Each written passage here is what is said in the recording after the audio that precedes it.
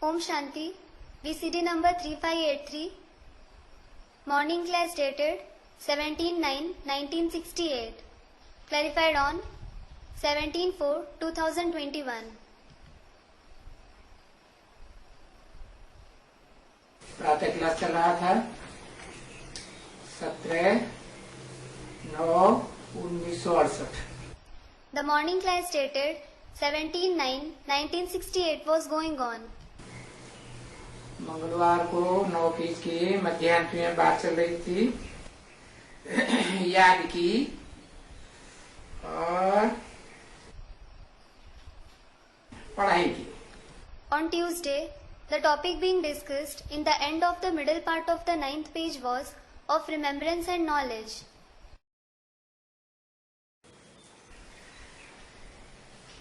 पढ़ाई तो बाप बहुत अच्छी समझाते हैं. The father certainly explains the knowledge very nicely. बाकी मुख्य बात है याद की यात्रा जिससे पवित्र बनना है. As for the rest, the main topic is of the journey of remembrance through which you have to become pure. ये बड़ा टाइम लग जाता है. It takes a lot of time. पिछाड़ी तक कर्मातीत अवस्था की बात आती है. The topic of the Karmatit stage comes in the end.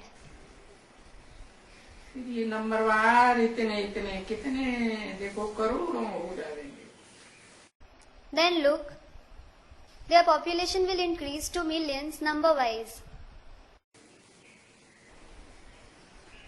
करोड़ों बनेगी प्रजा. There will be millions of subjects. सतयुग और त्रेता के अंत तक कितनी प्रजा होती है. There are how many subjects by the end of the golden and the silver age? वो भी आगे चल करके तुमको ये भी शायद मालूम पड़ जाएगा कि हम सतयुग में इतनी संख्या होती है. Perhaps you will also come to know this in the future, that your population is this much in the golden age. फिर त्रेता में इतनी संख्या होती है. Then this much is the population in the silver age. Total मिला के जिनको ही फिर कहते हैं देवता. They are all together called deities. इसी त्रेता के बाद हम देवताएं थोड़े ही बनते हैं. As such, they don't become deities after the silver age. वहाँ तो आबादी बहुत तीव्र गति से बढ़ती है. It is because the population increases very rapidly there. विकारी व्यभिचारी बन पड़ते हैं. They become vicious and adulterous there. सतयुग में तो व्यभिचारी नहीं होते थे. They weren't adulterous in the golden age. Radha की दृष्टि कृष्ण में ही डूबती थी. Radha exchanged gazes only with Krishna. तो सभी देवी देवताओं का ऐसा ही होता है. So, it is the same with all the deities. Treta में भी It is the same in the silver age too. बल देह अभिमान थोड़ा नीचे आता है. Though the body consciousness decreases a little. सतयुग में मुख का ही प्यार होता है. There is just the love of the mouth in the golden age. अब त्रेता में तो क्षत्रिय धर्म है. There is the Kshatriya religion in the silver age. शास्त्रों में भुजाओं में क्षत्रिय बताए हैं. Kshatriyas are shown in the arms of the cosmic form in the scriptures. क्यों बताए हैं? Why are they shown there? क्योंकि क्षत्रियों की सहयोगी भुजाएं होती है ना. It is because the Kshatriyas have helping arms, don't they? और उनसे राज्य करते हैं. And they rule with their help. तो संख्या बढ़ जाती है. So, the population increases. Treta में और सतयुग में कितनी संख्या बढ़ती है. How much population increases in the silver and the golden age? सतयुग में दो 2 करोड़ सतयुग के अंत तक। It is 20 million by the end of the golden age. सतयुग के आदि में तो 9 lakh. It is 900,000 in the beginning of the golden age. वो भी नहीं कहेंगे, आदि में एकदम कहेंगे 4.5 lakh. It won't be said even that much. It will be said to be 450,000 in the very beginning. और त्रेता के अंत तक जाकर के 8-10 करोड़ संख्या होती है। And the population is 80-100 million by the end of the silver age. उनको फिर देवता कहा जाता है। पीछे हम देवताएं नहीं रहते द्वापर में। They are called deities. They aren't deities later in the copper age. तो फिर द्वापर के आदि में क्या होता है? Then, what happens in the beginning of the copper age? कि भाई मनुष्यों का और देवी देवताओं का पीछे मिला करके सारा ये देवी देवताओं का कुल सारा कितना लंबा हो जाएगा।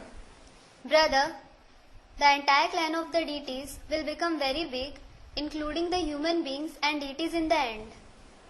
कोई जानता थोड़ी है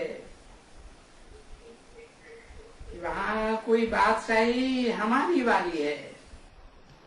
No one certainly knows that it is their emperorship there. सत्युग त्रेता की बादशाही तो नहीं है। It isn't the emperorship of the golden and the silver age. Ram Krishna की दुनिया तो नहीं कही जाएगी। It certainly won't be called the world of Ram and Krishna. हम शरीर छोड़ेंगे और जहाँ जीत होगी वहाँ जाकर के जन्म लेते रहेंगे। We will leave our body and have births where we have gained victory. हाँ, Yes, देते जाओ, उठाते जाओ। keep distributing them the sweets and make them, meaning the students, stand up. तो हाँ, उठो, तुम ही उठो। Baba said to a Brahmin child sitting in front, Yes, get up. You get up. वहाँ भी देखो गौमुख है। Look, there is a Gomukh there as well.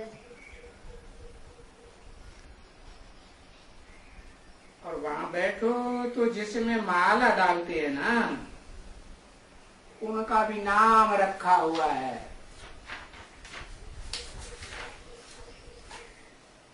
Gaumukh.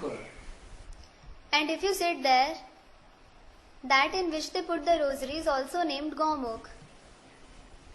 मालूम है? Do you know this? ये जो ऐसा होकर के ऐसा होता है ना, It happens like this, doesn't it? माला डाल करके फिर वो जाते हैं। They put the rosary in it and go away. माला माने संगठन, Rosary means the gathering. श्रेष्ठ आत्माओं का संगठन होता है।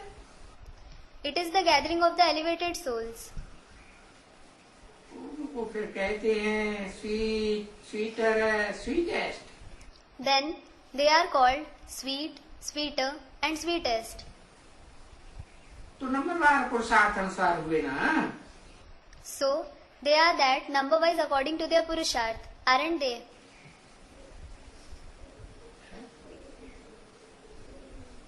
17/9/1968 की प्रातः क्लास का 10वां पेज, दूसरी line. 10th page of the morning class stated 17/9/1968, second line. तो जो स्वीट, स्वीटर, स्वीटेस्ट नंबरवार पुरुषार्थ अनुसार मालाएं बनती हैं, उनको कहा जाता है sweet, sweeter, sweetest. So the beads of the rosaries, which become sweet, sweeter and sweetest, number wise according to their purusharth, are called sweet, sweeter and sweetest. और ये अभी भी होना ही है जरूर। And they they definitely have to become that now as well. कल पहले भी हुआ था.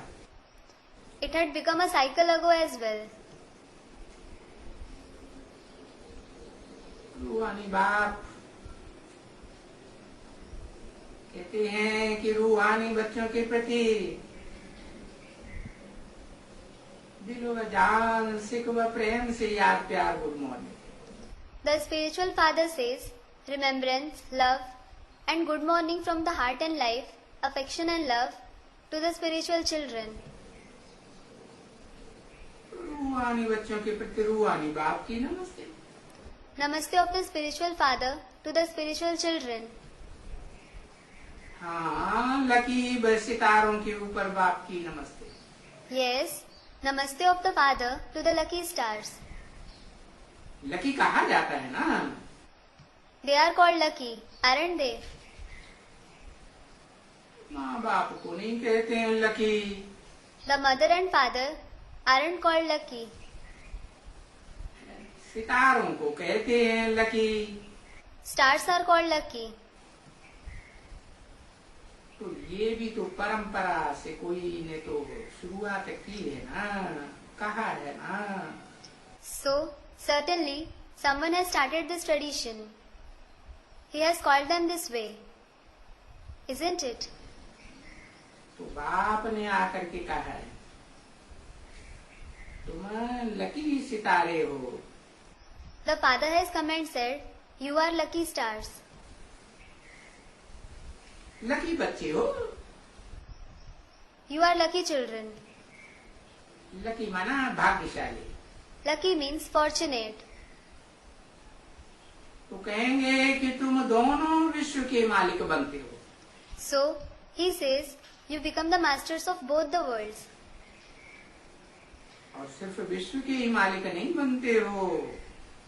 And you not only become the master of the world, जो अंडे अंडे मिसलात में रहती है ना जहाँ, उस ब्रह्मांड के भी मालिक बनते हो.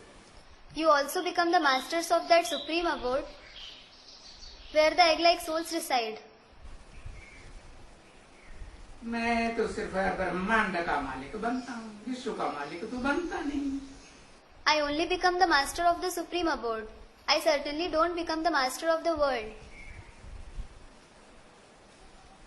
तो तुम बच्चे हो लकी सितारे. So, you children are lucky stars. और अगर मैं विश्व का मालिक बनूं, And if I become the master of the world, है?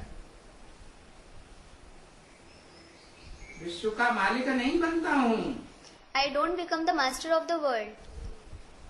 नहीं तो फिर विश्व की बादशाही तो फिर घुमानी भी पड़ती है ना. Otherwise, I will also have to lose the emperorship of the world, won't I? और मैं तो न घुमाता हूँ, न हराता हूँ, न जीतता. And neither do I lose anything, nor defeat anyone, or gain victory over anyone.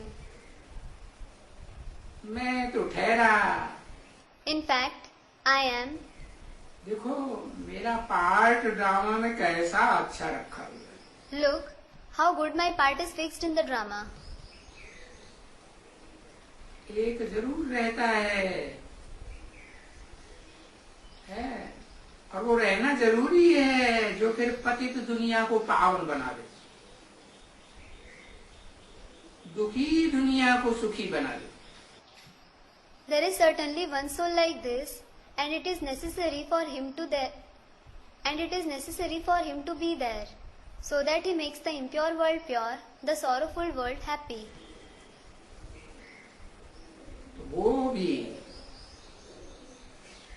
आत्मा तो है ना. In fact, he is also a soul, isn't he? परम पिता परमात्मा तो कहते हैं ना. He is certainly called the Supreme Father, Supreme Soul, isn't he? तो उनको कहा जाता है दुख हरता सुख करता एक ही है. So, it is said for him that he alone is Dukharta, meaning remover of sorrow, and Sukharta, meaning giver of happiness.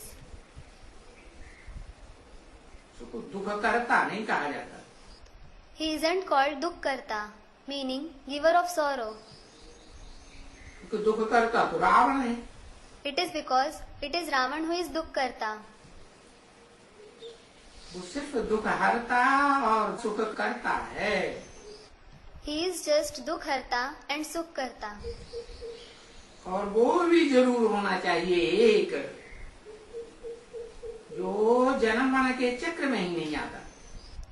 And he should also certainly be the one who doesn't come in the cycle of birth and death. जन्म मरण के चक्र में आवे तो सारा ज्ञान भूल जावे। If he comes in the cycle of birth and death, he will forget the entire knowledge.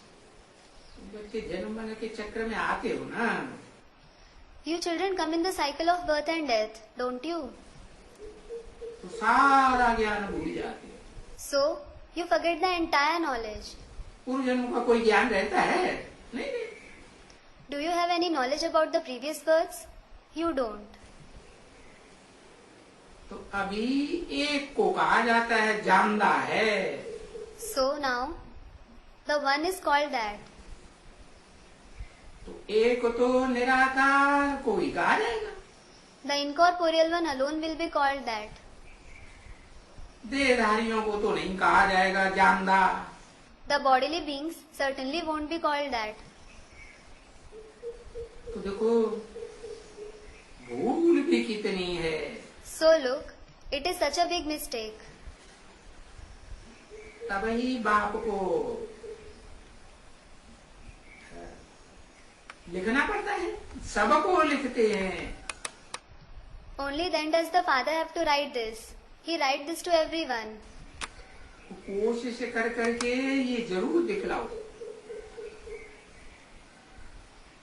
कि गीता का भगवान सूरा कला संपूर्ण कृष्ण नहीं है। So, certainly, try to show it that Krishna, complete with 16 celestial degrees, isn't God of the Gita. वो तो सतयुग में हुआ। He will be in the golden age. सतयुग होता ही है 16 कला संपूर्ण, त्रेता 14 कला संपूर्ण, फिर तो कलाएं घटती जाती हैं। The golden age is certainly complete with 16 celestial degrees. The silver age is complete with 14 celestial degrees. Then the celestial degrees keep on decreasing. तो न कृष्ण ने गीता सुनाई है So, Krishna didn't narrate the Gita. और उन्होंने तो कृष्ण को द्वापर के अंत में डाल दिया। They have shown Krishna at the end of the copper age. भगवान ने बैठे करके ये पाठशाला बनाई और देखो उतरती कला वाले को उसका नाम डाल दिया भगवान। God made this Pathshala, meaning school. And look, they have inserted the name of the one with decreasing celestial degrees as God. तो जो भगवान ने गीता पाठशाला बनाई उसमें कलाबद्ध कृष्ण का नाम क्यों डालना चाहिए? भगवान तो कलातीत है ना। So, why should the name of Kalabadha Krishna be inserted in the Gita Pathshala, meaning Gita school, which is made by God? Kalabadha means bound in celestial degrees. In fact, God is Kalatit, isn't he? तो ज्ञान सूर्य है ना। He is the son of knowledge, isn't he? तो ये बंदर है ना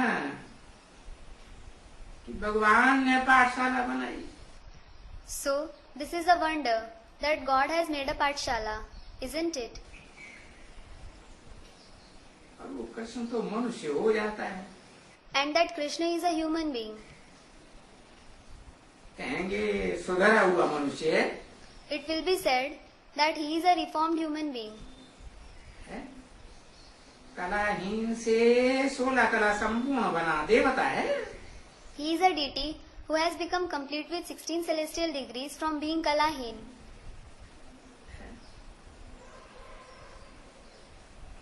और तो कोई हो भी नहीं सकते। no one else can become that at all.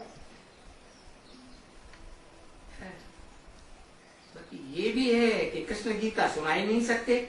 As for the rest, this is also a fact that Krishna can't narrate the Gita. अभी किसको हम कहें कि इस कृष्ण में ज्ञान नहीं है,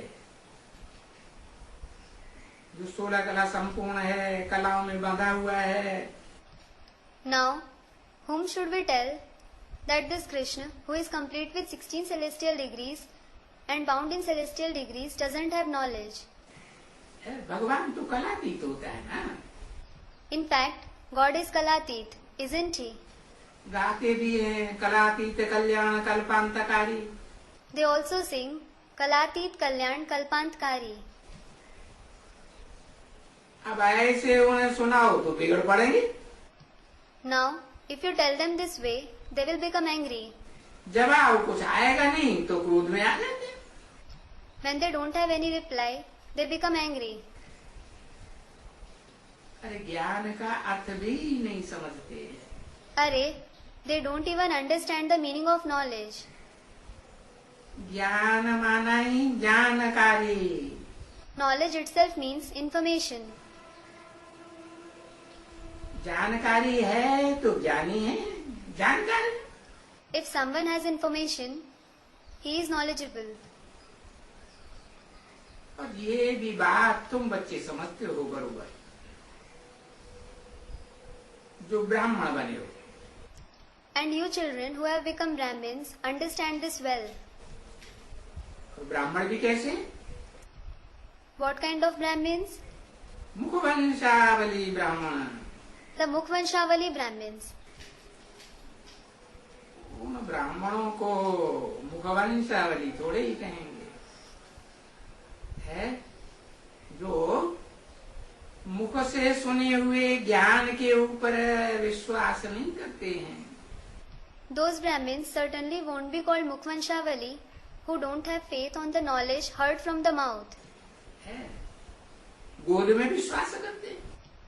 They have faith in the lap, meaning physical affection. तो वो है मुखवंशावली. कुक गोद को कहा जाता है. So, they are the Kukhvanshavali Brahmins. Lap is called Kuk. तो फिर उनमें शूद्र भी बन पड़ते. Then, some among them also become Shudras. शूद्र माने क्षुद्र, नीचे. Shudra means inferior, lowly.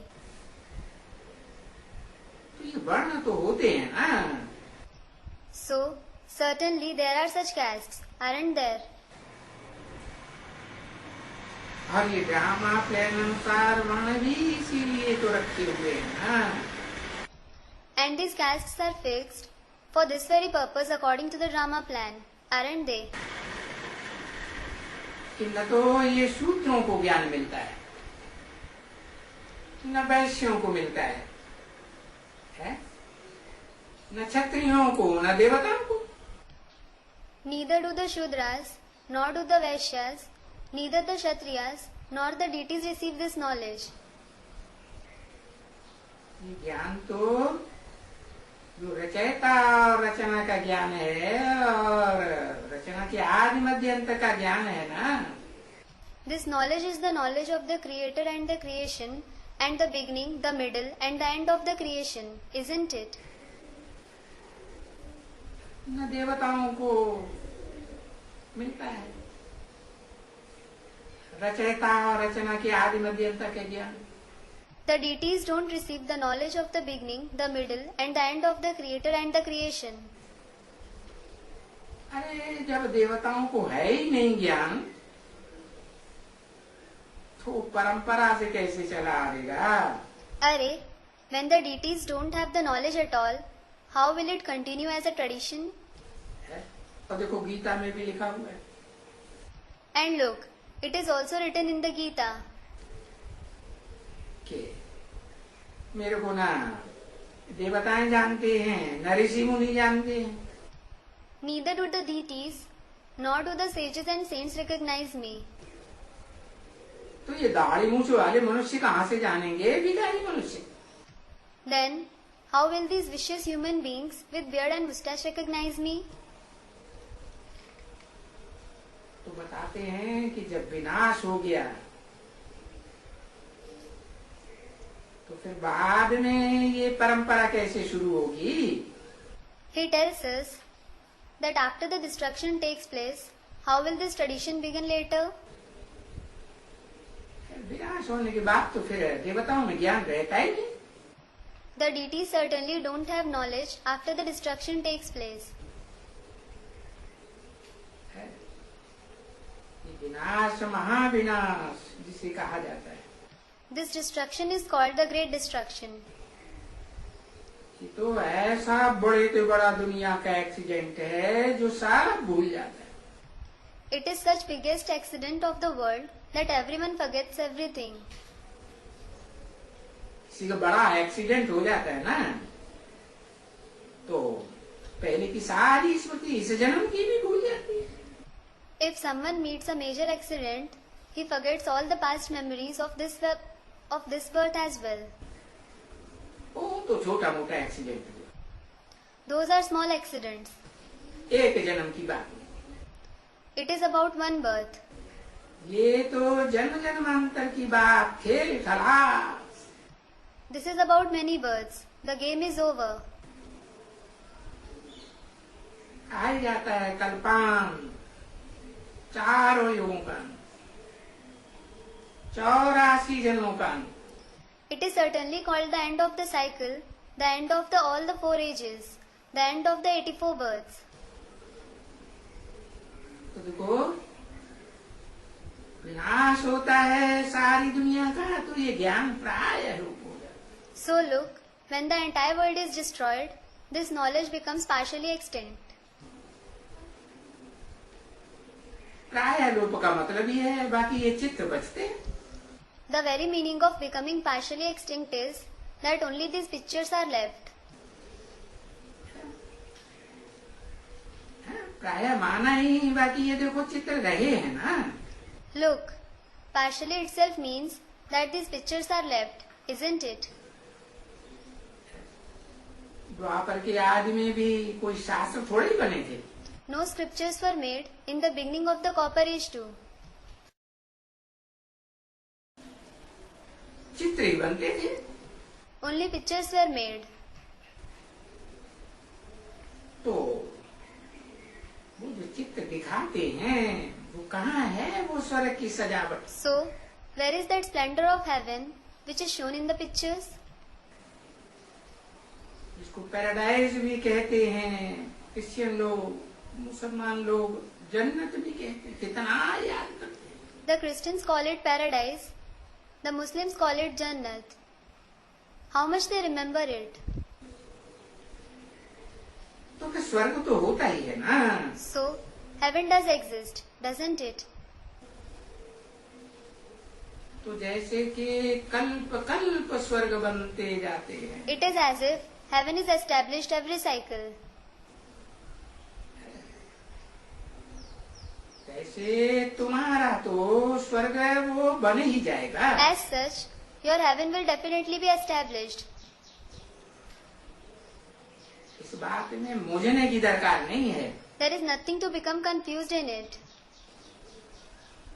घड़ी घड़ी संशय में आने की दरकार नहीं है कि ये दुनिया खलास हो जाए। There isn't any need to have doubt every moment, thinking this world will be destroyed.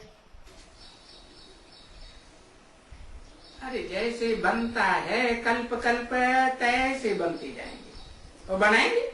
Array, it will be established the same way as it is established every cycle, and he will establish it. बाकी कौन बनाएंगे? As for the rest, who will establish it? अरे बनाने वाले बनाएंगे, planning करने वाले planning करेंगे, प्रैक्टिकल करने वाले प्रैक्टिकल करेंगे। Array, those who have to establish it will establish it. Those who have to make plans will make plans for it, and those who have to establish it in practice will establish it. O Om Shanti.